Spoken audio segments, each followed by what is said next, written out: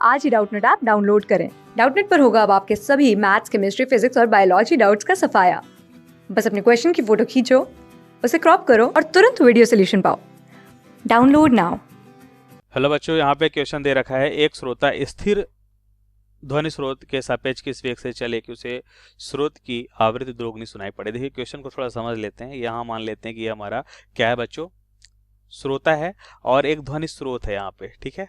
अब यहाँ पे बोल रहा श्रोता स्थिर ध्वनि स्रोत। स्थिर ध्वनि स्रोत मतलब जो ध्वनि है ये गति नहीं कर रहा है, इसका वेग हम मान लेते हैं गति मान लेते हैं 0, और ये हमारा हो जाएगा श्रोता। श्रोता का वेग मान लेते हैं v0, ठीक है, ऑब्जर्वर।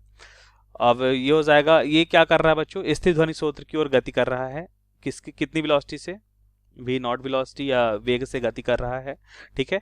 तो हमसे पूछ रहा है कि किस वेग से चले कि आवृत्ति दोगुनी सुनाई पड़े इसको। अब देखिए ये तो स्थिर है, ठीक है। यहाँ पे गति कौन कर रहा है, ये श्रोता गति कर रहा है।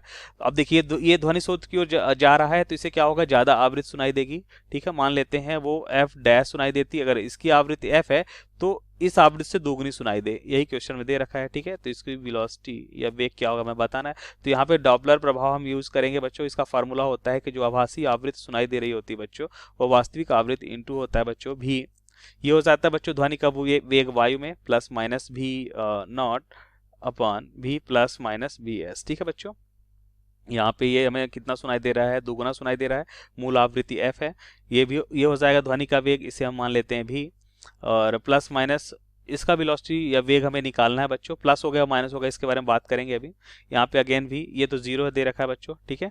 अच्छा प्लस होगा, देखिए यहाँ पे 0 है तो ये तो कोई बात नहीं, यहाँ पे हटा लेते हैं। यहाँ पे प्लस होगा माइनस, देखिए ध्वनि आवृत्ति बढ़ रही है बच्चों, आवृत्ति बढ़ रही है। अगर यहाँ पे प्लस होता तो क्या कह सकते हैं बच्चों, ये वैल्यू ज्यादा आती। अगर ये प्लस होता तो ये वैल्यू ज्यादा आती ना एफ डैश वाली, तो इसका मतलब यहाँ पे प्लस होगा। ये बेस्ट तरीका होता है बच्चों यहाँ पे साइन मालूम करने का, ठीक है। ओके, अब यहाँ पे देखिए ये एफ से एफ तो कैंसिल हो जाएगा, यहाँ पे हो जाएगा 2, और ये भी क्रॉस मल्टीप्लिकेशन कर लेते हैं यहाँ पे, ठीक है। त्रिया गुणा कर लेते हैं 2b, और यहाँ पे हो जाएगा b प्लस का v नॉट, ठीक है बच्चों। ये वैल्यू इधर आ जाएगी तो v इक्वल टू हो जाएगा v नॉट। इसका मतलब हमें क्या पता चला बच्चों कि ये क्या है बच्चों, हमारा श्रोता का वेग है। तो श्रोता का वेग किसके बराबर होना चाहिए बच्चों, ध्वनि के वेग के बराबर होना चाहिए। तभी क्या होगा बच्चों, उसकी जो आवृत्ति है श्रोता को दोगुनी सुनाई देगी, ठीक है।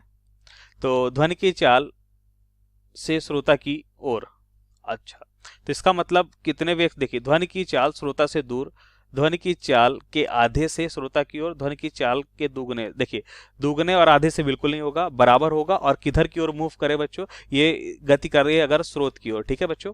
स्रोत की ओर अगर गति कर रहा है तब हमें यहाँ पे क्या मिल रहा है, दोगुनी आवृत्ति मिल रही है, ठीक है बच्चों। तो यहाँ पे हमारा ध्वनि की चाल से श्रोता की ओर गति करे, ठीक है। ये हो जाएगा हमारा आंसर। अगर ये ध्वनि की चाल श्रोता से, अच्छा जो श्रोता है हमारा स्रोत से दूर जाता है, इधर मूव कर रहा होता, गति कर रहा होता, तो यहाँ पे क्या होता है, इसको कम आवृत्ति सुनाई देती। कम आवृत्ति सुनाई देने का मतलब यहाँ पे माइनस होता है, ठीक है। और ये स्रोत की ओर जा रहा है तो ज्यादा ध्वनि सुनाई दे रही है, मतलब ज्यादा आवृत्ति सुनाई दे रही है, ठीक है बच्चों। इसलिए हमने किधर की ओर लिया बच्चों, स्रोत की ओर लिया, ठीक है। ओके, तो ये हमारा ऑप्शन नंबर ए करेक्ट हो जाएगा। थैंक यू बच्चों।